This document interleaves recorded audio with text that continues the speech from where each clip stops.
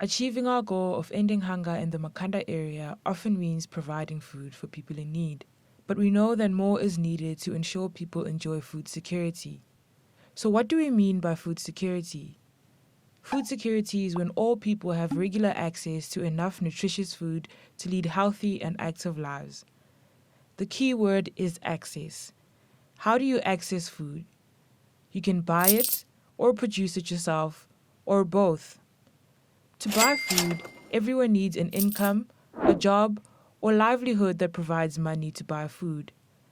If a livelihood is not possible, say if someone is sick, elderly, or unemployed, a safety net is needed for people to access food. But better food security means improving the livelihoods of people without food security. For example, training and support on how to produce more and better food, or improving access to land markets or supplies. You can be involved in improving some people in Makhanda's access to enough nutritious food to lead healthy and active lives. The Makhanda Circle of Unity Food Cluster exists to end hunger and improve food security.